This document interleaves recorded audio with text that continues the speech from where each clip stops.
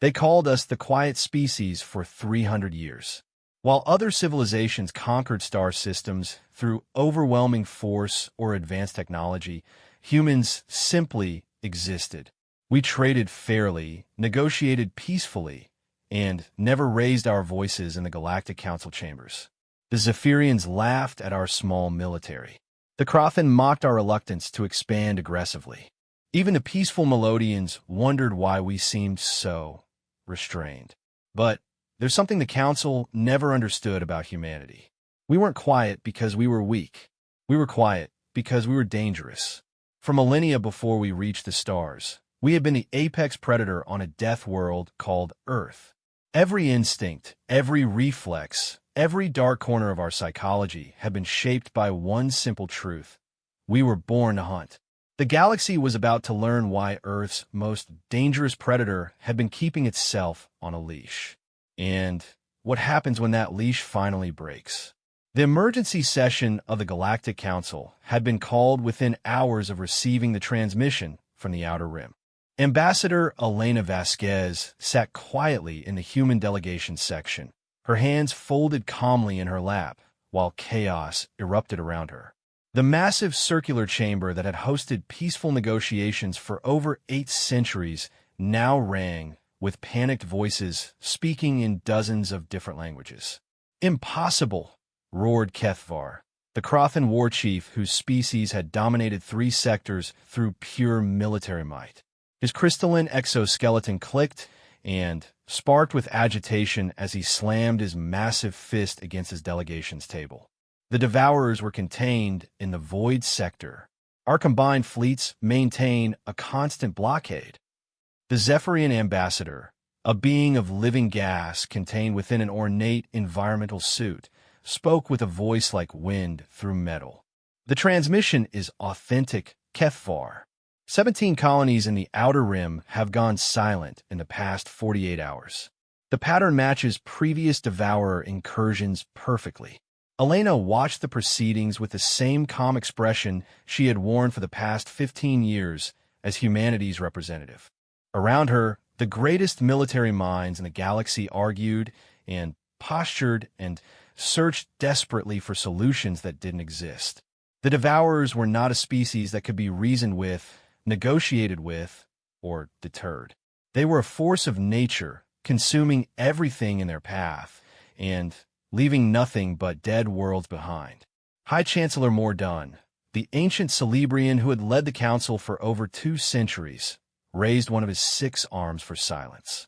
The arguing gradually died down as all eyes turned to the being whose wisdom had guided the galaxy through countless crises.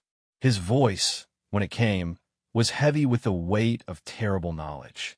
"Citizens of the Council," he began, his translator rendering his complex harmonic language into standard galactic, "we face a crisis that surpasses any in recorded history. The Devourers have somehow bypassed our containment protocols. According to our deepest scans, they have established 17 separate hives across the Outer Rim and are reproducing at an exponential rate." The chamber erupted again, but Mordun continued speaking, his voice cutting through the noise. "Our military analysts estimate that if their expansion continues at the current rate, they will reach the core worlds within 18 months. The time for half measures and defensive strategies has passed." Kethvar stood again, his massive frame casting shadows across the chamber floor. "Then we mobilize everything. Every ship, every weapon, every warrior in Council space. The Crothan will lead the assault personally." "With respect, War Chief," interjected Admiral Sithkar of the Hegemony Navy, "brute force has never been effective against the Devourers. Their adaptive capabilities mean that any weapon used against them successfully can only be used once. We need a more sophisticated approach." Elena watched the debate continue for another hour, listening to the same arguments that had been made every time the Devourer threat had emerged over the past 3 centuries. More ships, better weapons, new tactics, technological solutions. All of them had failed before, and they would fail again. The galaxy's greatest military minds were trapped in the same patterns of thinking that had allowed the Devourers to break containment in the first place. When the formal session finally ended, Elena remained in her seat while the other delegates filed out in small groups, their conversations hushed and urgent. She knew they would spend the rest of the day in private meetings, forming alliances and sharing intelligence and preparing strategies that would ultimately prove inadequate. It was the same dance the Council had performed every time the Devourers had emerged from whatever dark corner of space they had retreated to. Ambassador Shundar of the Melodian Collective approached her seat, his tall, slender form moving with the characteristic grace of his people. The Melodians had evolved from herd animals on a world of endless grasslands, and their entire culture was built around harmony and collective decision-making. They were, in many ways, the polar opposite of humanity. Ambassador Vasquez, Shundar said, his voice carrying the subtle musical tones that gave his species their name. I wanted to speak with you before the emergency committees begin their work. Humanity has remained notably quiet during today's discussions. Elena looked up at him with the same calm expression she wore to every council session. We've been listening, Ambassador. Sometimes that's more valuable than speaking. Indeed, but the situation demands action, not contemplation. The Devourers threaten every civilized world in the galaxy. Surely humanity has some contribution to make to our defense. There was something in Shundar's tone that caught Elena's attention. Not suspicion, exactly, but curiosity. The Melodians were among the few species that had bothered to study human history in any detail, and their natural empathy sometimes allowed them to perceive things that other species missed. What would you have us contribute? Elena asked carefully. Shundar was quiet for a moment, his large, dark eyes studying her face. Your species has a unique background, Ambassador. Most council races evolved as prey animals or social herbivores or peaceful explorers. But humans, he paused, as if searching for the right words. Human history is remarkably violent. Wars spanning centuries, weapons of incredible destructive power, strategies that prioritize victory over honor. Some of my people believe that humanity might offer perspectives that our more civilized approaches lack. Elena felt something shift inside her chest, like a lock clicking open after years of being sealed tight. She had spent 15 years carefully managing humanity's image in the Council, presenting them as reformed, peaceful, committed to the same values of cooperation and nonviolence that define galactic civilization. It had been necessary work, building trust and establishing humanity's place among the stars. But now, for the first time, someone was asking about the parts of human nature that she had spent so much time concealing. You want us to be less civilized? She asked. I want you to be honest, Shundar replied. The Devourers are not a civilized threat. They cannot be negotiated with or deterred or contained forever. Perhaps it's time to fight them with something other than civilization. That evening, Elena stood alone in her quarters aboard the human diplomatic ship, staring out at the stars while she composed her message to Earth. The communication would take 3 days to reach Sol System, and another 3 days for the response to return, but some conversations required the weight of official channels rather than the speed of quantum entanglement. She thought about Shundar's words as she crafted her report. For 300 years, humanity had worked tirelessly to overcome their reputation as a violent, warlike species. They had joined the Council as junior partners, accepting restrictions on their military development and agreeing to strict oversight of their expansion into space. They had proven themselves to be capable diplomats, fair traders, and reliable allies. But they had also been living a lie. Elena began typing, her fingers moving slowly across the holographic interface as she chose each word with careful precision. The message she was about to send would change everything, not just for humanity, but for the entire galaxy. Once these words reached Earth, there would be no going back to the careful balance they had maintained for so long. To the Terran Prime Minister and the Chiefs of Staff Committee, she wrote, the Devourer threat has emerged again, and preliminary reports suggest an incursion larger and more organized than any in recorded history. The Council's conventional military assets are insufficient to contain the threat using traditional strategies. She paused, looking out at the stars again. Somewhere out there, the Devourers were spreading across worlds that had known nothing but peace for centuries, consuming everything in their path with the mindless efficiency of a natural disaster. The galaxy's greatest military powers were already mobilizing their fleets, preparing to fight the same war they had always fought against an enemy that could not be defeated through conventional means. I am formally requesting authorization to begin Phase 7 protocols, she continued typing. The Council requires our assistance, but they do not yet understand what they are asking for. I believe it is time to demonstrate why humanity has been so careful to maintain peaceful relations with our neighbors. Phase 7. Elena hadn't spoken those words aloud in over a decade, but every human in diplomatic or military service knew what they meant. It was the contingency plan that had been developed in the early days after first contact, when humanity's integration into galactic society was still uncertain and potentially hostile. Phase 7 was what happened when humanity stopped pretending to be something they weren't. Elena finished her message and attached the relevant intelligence files from today's emergency session. Then, she encrypted the entire package with her personal diplomatic codes and sent it racing across the quantum communication network toward Earth. The message would reach Sol System in 72 hours, and then the real decisions would begin. As she prepared for bed, Elena found herself thinking about her childhood on Earth before humanity had reached the stars.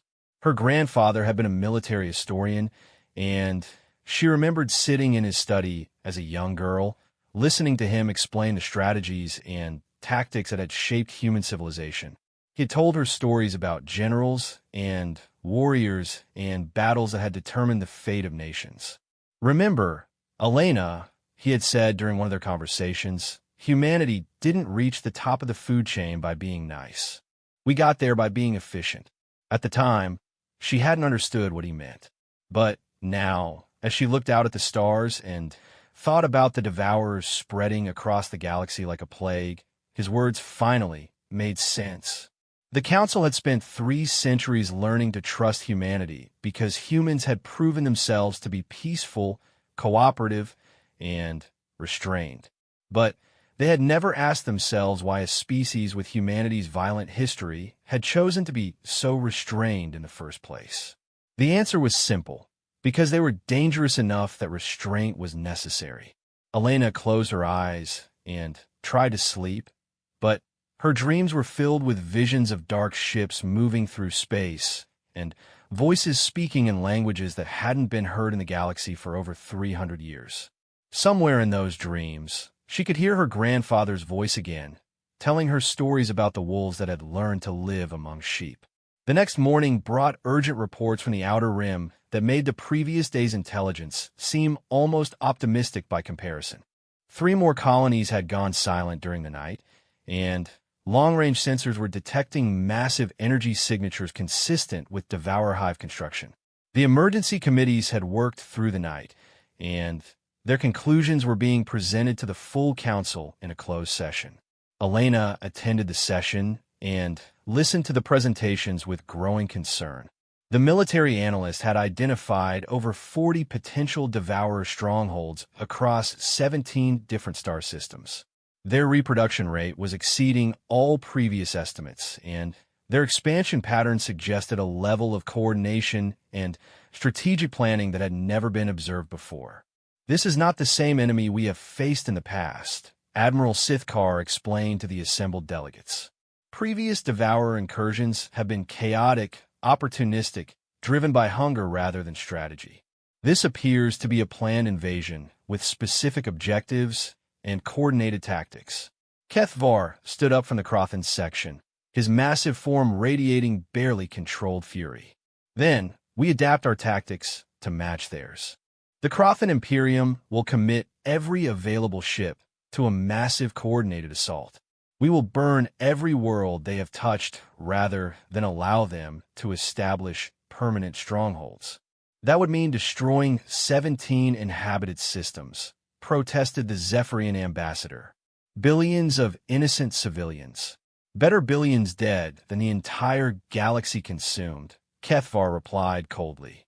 The Devourers leave nothing behind.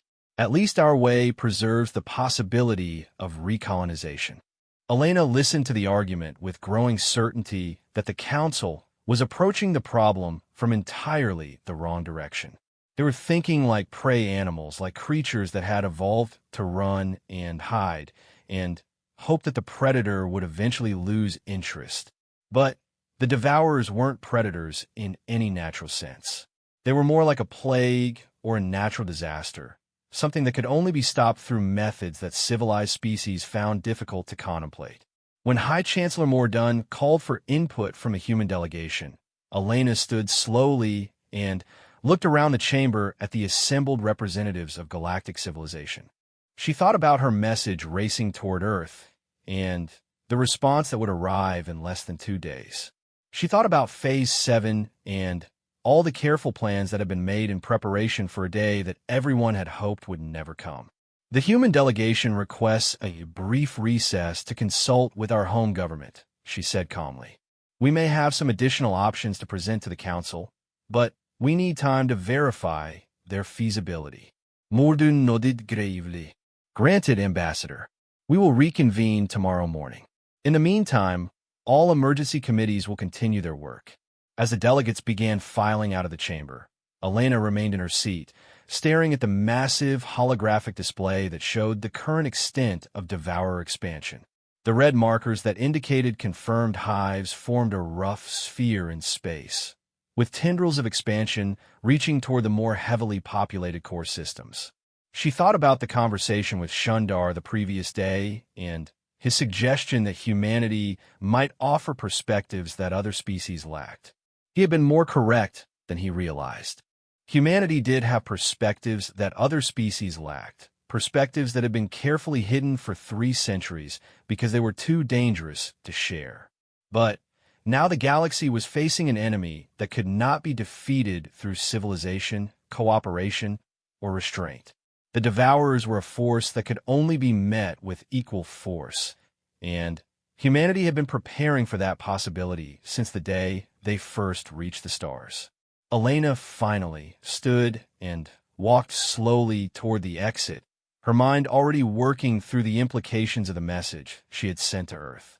In less than 48 hours, she would receive authorization to begin Phase 7 protocols. And once that happened, the galaxy would finally learn what humanity had been hiding behind 3 centuries of careful diplomacy. The other species of the Council thought they understood war. They had fought with honor and strategy and the tools of civilized conflict. But humanity had learned war from the wolves and the sharks and all the other apex predators that had shared their death world home. They had learned that sometimes the only way to stop a monster was to become something more monstrous. The Devourers were about to discover that they had made a critical error in their invasion planning. They had calculated for the military capabilities of a peaceful galactic civilization. They had not calculated for humanity's predator mode. And humanity's predator mode was about to fully emerge. The response from Earth arrived exactly 71 hours after Elena's transmission, delivered through the most secure channels available to human diplomatic services. The message was brief, encrypted with codes that would take the galaxy's best computers centuries to break, and signed with authorization seals from the highest levels of Terran government. Elena read the message 3 times before fully understanding its implications. Phase 7 was authorized. Full discretion was granted to the diplomatic mission. All assets were being mobilized. The message ended with a single line that made Elena's hands shake slightly as she closed the communication. Show them what we really are. That afternoon, Elena requested a private meeting with High Chancellor Mordan in his personal chambers. The Celebrian leader received her in a room that had hosted countless diplomatic conversations over his long career, its walls lined with artifacts and documents from across galactic history. Mordan himself looked older than Elena had ever seen him, the weight of the current crisis evident in his posture and the dim coloration of his usually vibrant skin. "Ambassador Vasquez," he said as she entered, his voice carrying notes of exhaustion that his translator struggled to convey. "I hope you bring good news. The morning reports from the Outer Rim grow worse by the hour." Elena seated herself across from the ancient leader, her expression as calm and controlled as always. "I bring an offer, Chancellor. Humanity is prepared to take direct action against the Devourer threat." Mordun's large eyes focused on her with sudden intensity. "Direct action? Your species has maintained minimal military assets for 3 centuries. What action could you possibly take that our combined fleets cannot?" "With respect, Chancellor, that question is based on incomplete information about human capabilities." Elena opened the secure data pad she had brought with her and placed it on the table between them. "What I'm about to share with you is classified at the highest levels of Terran security. No other species has ever been given access to this information." The Chancellor leaned forward, his 6 arms moving in complex patterns that Elena recognized as signs of intense concentration. "You have my complete attention, Ambassador." Elena activated the data pad, and the room filled with holographic displays showing star charts, technical specifications, and strategic analyses that have been classified since humanity's first contact with galactic civilization. 300 years ago, when humanity first encountered the Council, we made a strategic decision to present ourselves as a peaceful, limited military power. This was not deception for its own sake, but rather a conscious choice to avoid triggering defensive responses from more established species. She gestured to the displays, which showed detailed schematics of ships and weapons that bore no resemblance to anything in the official human fleet registry. "The truth is that humanity has been maintaining 2 separate military infrastructures since joining the Council. The fleet you're familiar with represents our diplomatic and exploration capabilities. Our true military assets have remained hidden in the outer territories of Sol System, in facilities that do not appear on any galactic charts." Mordun studied the displays with growing amazement. The ships shown in the schematics were massive, angular, and designed along principles that seemed almost alien compared to the sleek, elegant vessels favored by most Council species.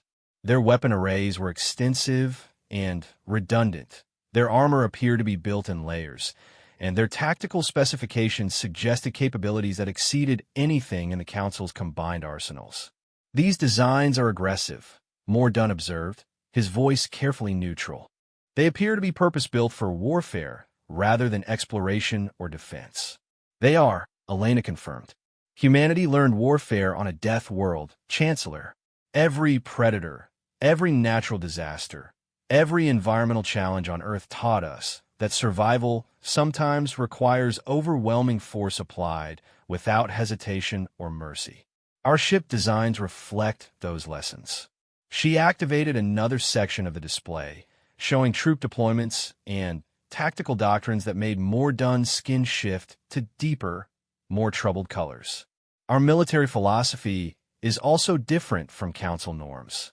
Most species fight wars with the goal of achieving specific political objectives while minimizing casualties and collateral damage. Humans fight wars with the goal of eliminating threats completely and permanently." "You speak of genocide," Mordun said quietly.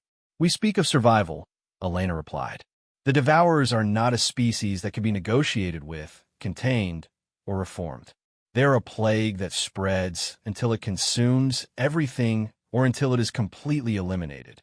Trying to fight them with civilized methods is like trying to stop a forest fire with diplomacy." The Chancellor was quiet for a long moment, studying the tactical displays with the careful attention of someone who had seen enough wars to understand their true cost.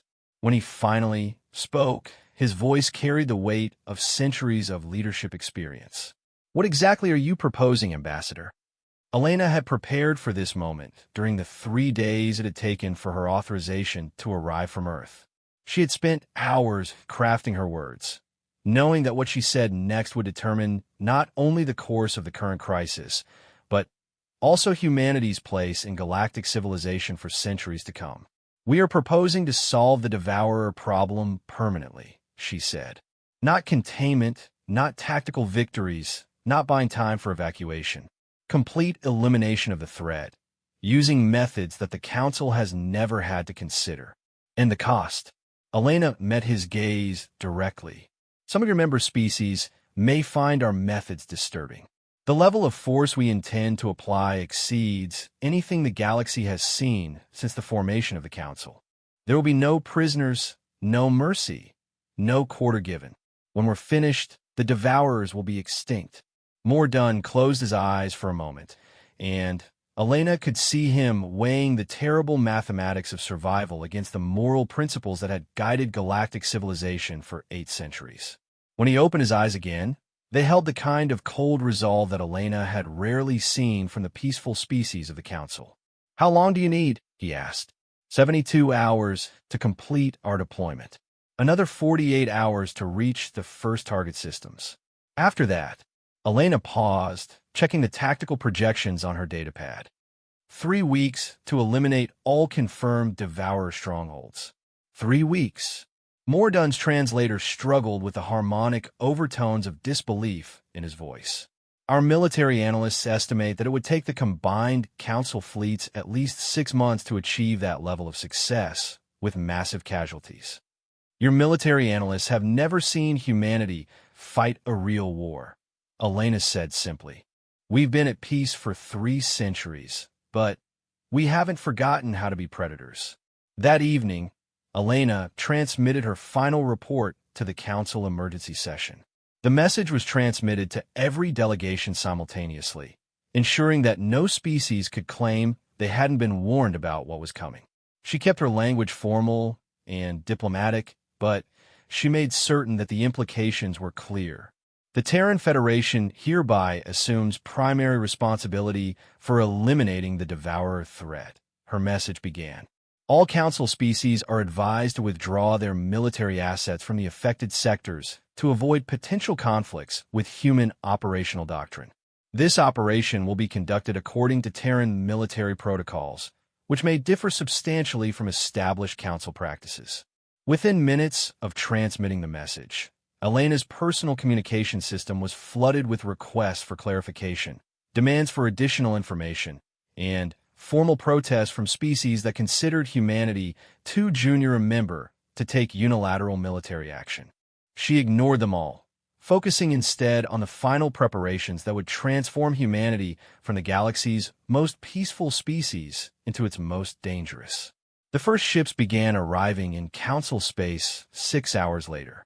Elena stood on the observation deck of the diplomatic station, watching as the human fleet emerged from hyperspace in formations that no Council species had ever seen before.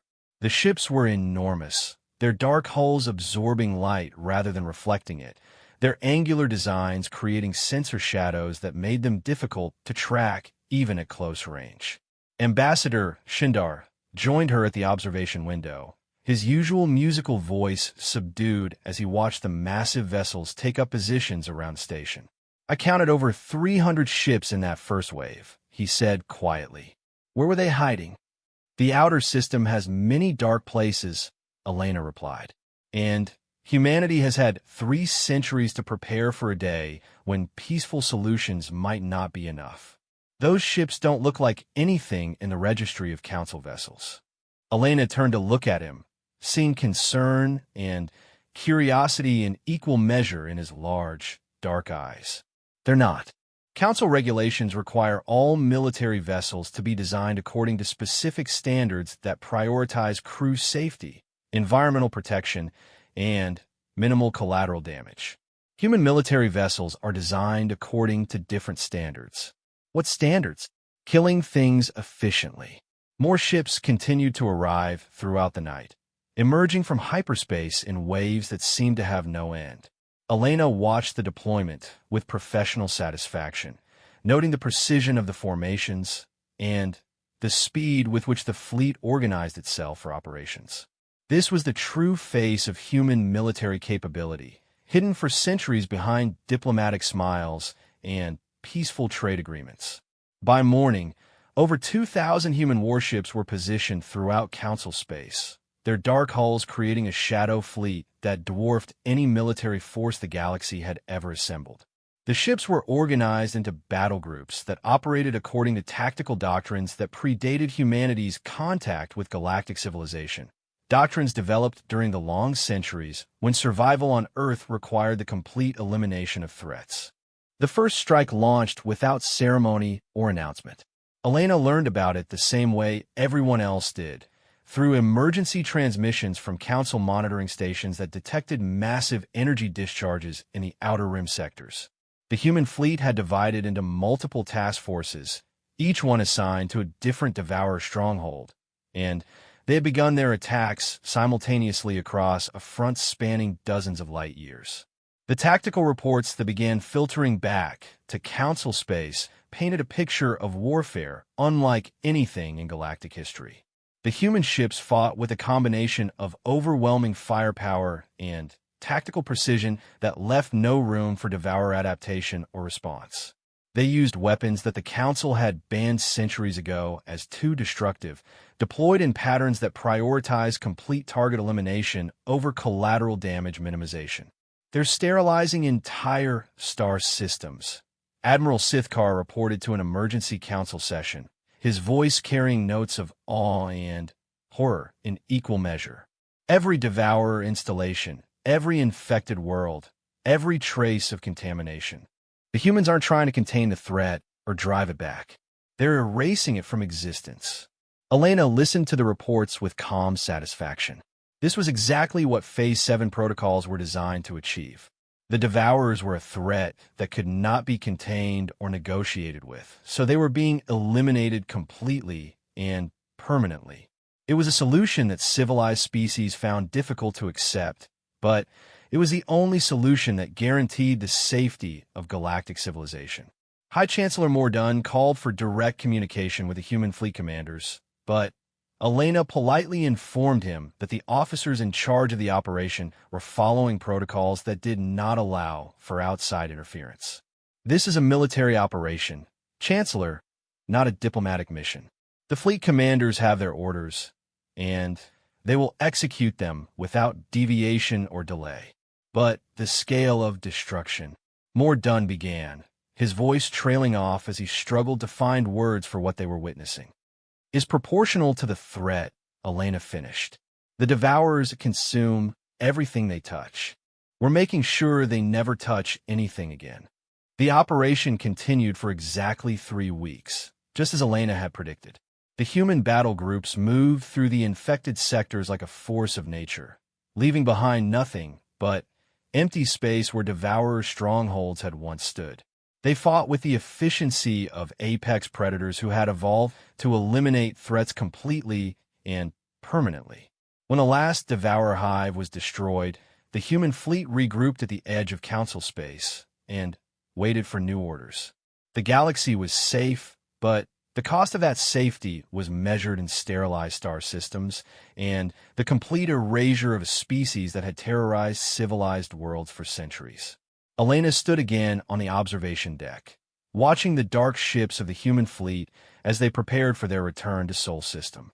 Around her, the galaxy was trying to process what it had witnessed and what it meant for the future of galactic civilization.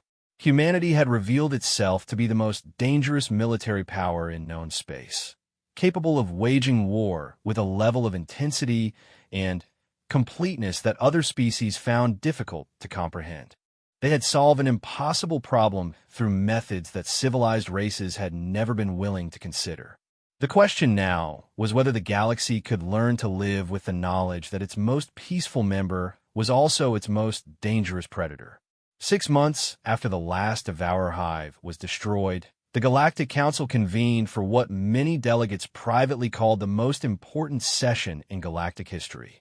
The formal purpose of the gathering was to review the recent crisis and evaluate new defense protocols, but everyone understood that the real question being debated was humanity's place in galactic civilization. Elena entered the Great Chamber to find it transformed from the familiar space she had known for 15 years. Additional security barriers had been installed around the human delegation section, and she noticed that several species had positioned their delegations as far from the human seats as the chamber's architecture would allow. The change in atmosphere was subtle, but unmistakable. The galaxy was afraid of them now. High Chancellor Mordun called the session to order with ceremony that felt more like a military tribunal than a diplomatic gathering.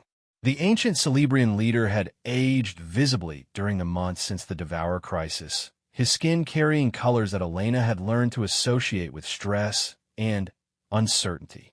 When he spoke, his voice carried the weight of someone who had seen the foundations of his worldview shaken. "Citizens of the Council," he began, "we gather today to address the implications of recent events and to determine the path forward for galactic civilization. The Devourer threat has been eliminated, but the methods used to achieve this victory have raised questions that cannot be ignored." The first speaker was Admiral Sithkar, whose analysis of the human military operation had become required reading for every military strategist in Council space. He approached the central podium with the bearing of a soldier who had spent months trying to understand something that challenged everything he thought he knew about warfare. "The human operation was successful beyond any previous expectations," he reported, his words crisp and precise. "Complete elimination of the Devourer threat was achieved in 21 standard days with 0 human casualties and minimal resource expenditure. From a purely tactical perspective, it represents the most efficient military campaign in recorded galactic history." He paused, looking around the chamber at delegates who were hanging on his every word. However, the methods employed raised serious concerns about humanity's approach to warfare and their potential threat to galactic stability. Elena remained seated as the Admiral continued his presentation, watching the assembled delegates as they absorbed details about human military capabilities that had been classified for 3 centuries. The ships, the weapons, the tactical doctrines, the underlying philosophy that treated complete enemy elimination as the only acceptable victory condition. All of it was being laid bare for species that had never seen warfare conducted with such overwhelming intensity. The human fleet demonstrated the ability to sterilize entire star systems, Admiral Sithkar continued. Their weapons are designed for maximum destructive effect rather than precision engagement. Their tactical protocols show no provision for enemy surrender, prisoner-taking, or post-conflict occupation. They fight wars not to achieve political objectives, but to eliminate threats completely and permanently. War Chief Keth Var stood from the Crothan delegation, his massive crystalline form radiating the kind of aggressive energy that had made his species feared across 3 sectors. "Admiral, are you suggesting that humanity poses a threat to Council security?" The question hung in the air like a weapon waiting to discharge. Elena could feel the attention of the entire chamber focusing on her delegation, waiting to see how humanity would respond to the implication that they were too dangerous to remain part of galactic civilization. "I am suggesting," Admiral Sithkar replied carefully, "that humanity possesses military capabilities that exceed those of any known species by several orders of magnitude. The implications of this revelation require careful consideration." Elena stood slowly, knowing that what she said next would determine humanity's future in the galaxy. She had spent 6 months preparing for this moment, consulting with experts on Earth, and reviewing every possible approach to the crisis of trust that the Devourer operation had created. "Honored Chancellor, distinguished delegates," she began, her voice carrying the same calm tone she had maintained throughout 15 years of diplomatic service. "I appreciate the Admiral's thorough analysis, and I understand the concerns that have been raised. I would like to address them directly." She activated her personal data display, filling the chamber with images from human history that few species had ever seen. Scenes of Earth's ancient wars, technological development, and the long journey from a violent past to peaceful galactic citizenship. The images were carefully chosen to tell a story that Elena hoped the Council would understand. "Humanity's military capabilities are indeed extensive," she continued, "but they were not developed as a threat to galactic civilization. They were developed as a response to the universe that created us. The display shifted to show Earth itself, the blue and green world that had given birth to humanity. But Elena's presentation focused on the aspects of Earth that other species found difficult to comprehend. The massive predators, the natural disasters, the constant environmental challenges that had shaped human evolution. Earth is what xenobiologists classify as a death world, Elena explained. Average gravity is 30% higher than galactic standard. Weather patterns include hurricanes, tornadoes, earthquakes, and volcanic eruptions that would devastate most inhabited worlds. The ecosystem includes apex predators that can kill adult humans with minimal effort. She gestured to images of Earth's wildlife: great white sharks, saltwater crocodiles, polar bears, venomous snakes, and dozens of other species that had taught humanity the fundamental lesson of survival on a hostile world. For millions of years before we developed technology, humans survived by being more dangerous than anything that threatened us. We learned to hunt in coordinated groups, to use tools as weapons, and to eliminate threats completely rather than simply driving them away. These instincts are not cultural choices, honor delegates. They are evolutionary adaptations carved into our genetic code by millions of years of surviving on a world that tried to kill us every single day. The chamber was completely silent as Elena continued her presentation, showing the progression of human civilization from primitive hunters to spacefaring diplomats. She explained how humanity had struggled to overcome their violent instincts, how they had developed philosophical and political systems designed to channel their aggressive tendencies into constructive purposes. When humanity first encountered galactic civilization, Elena said, we faced a choice. We could present ourselves as we truly were, with all the violence and aggression that our evolutionary history had built into us, or we could learn to be something better. We chose to be better. She paused, looking around the chamber at delegates whose expressions ranged from fascination to fear to grudging respect. For 3 centuries, we have worked to prove that humanity could be trusted as partners in galactic civilization. We accepted junior status in the Council, agreed to restrictions on our military development, and demonstrated our commitment to peace through our actions. We have honored every treaty, respected every boundary, and never used our capabilities to threaten or intimidate other species. The display shifted again, showing the recent Devourer crisis and the human response to it. Elena let the images speak for themselves. The coordinated fleet deployment, the precision strikes, the complete elimination of a threat that had terrorized the galaxy for centuries. But when the galaxy faced a threat that could not be negotiated with, contained, or deterred, you asked us to help. And we revealed what we really are. Elena deactivated the display and stood facing the assembled delegates with nothing but her words and the weight of human history behind them. We are apex predators who learn to be diplomats, she said simply. We are a species that evolved to eliminate threats completely and permanently, but chose to build a civilization based on cooperation and mutual respect.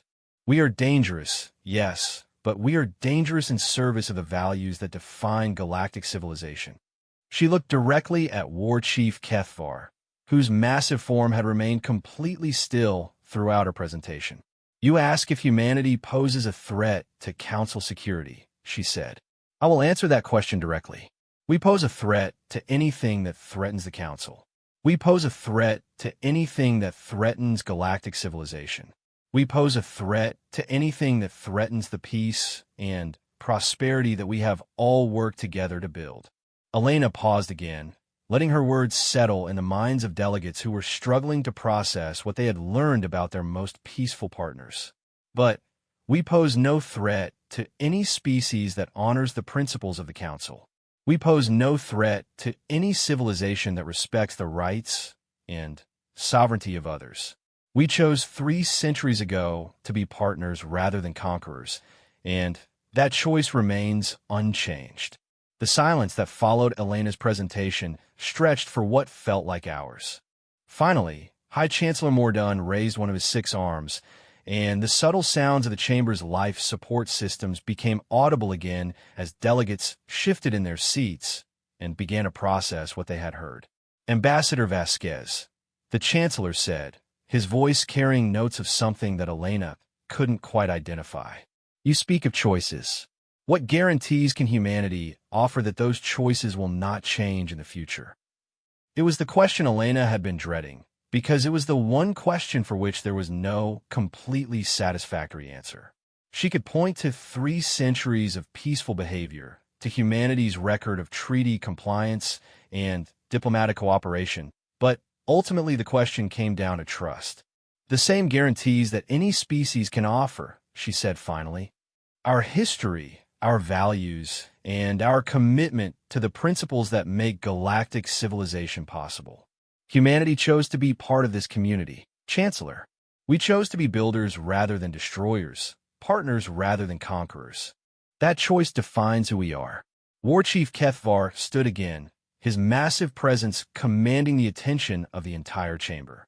When he spoke, his voice carried the authority of someone who had spent centuries leading warriors in battle.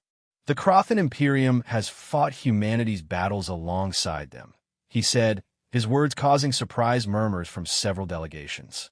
Not recently, but in the early years after first contact, when our borders intersected and conflicts were inevitable.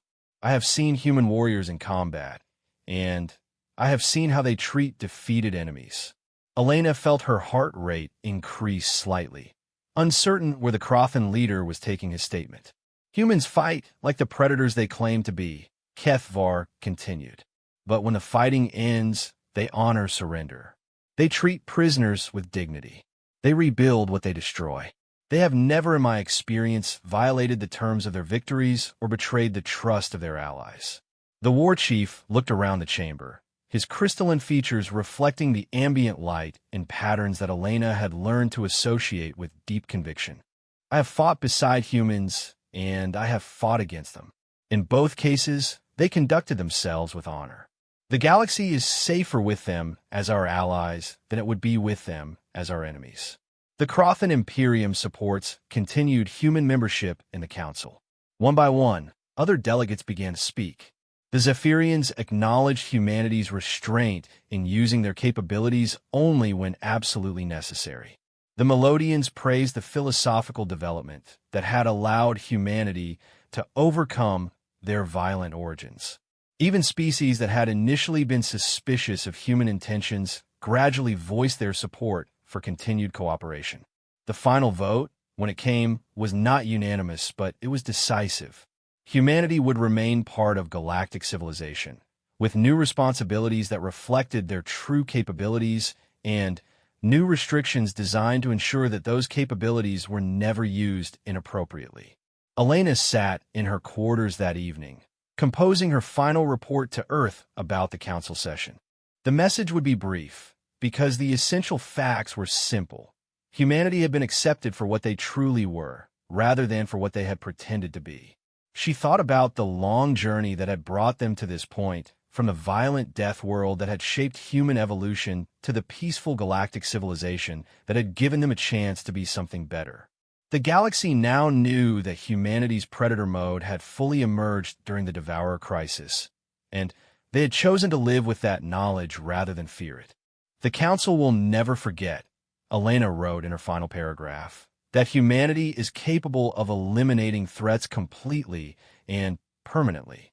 But they will also remember that we chose to use that capability only in defense of galactic civilization. We have proven that predators can learn to be protectors, and that evolution does not determine destiny. Elena encrypted the message and sent it racing toward Earth, where it would be received by the same officials who had authorized Phase 7 protocols 6 months earlier.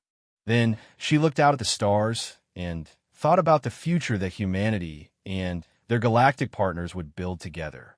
The galaxy was no longer afraid of humanity because they didn't understand what humans were capable of.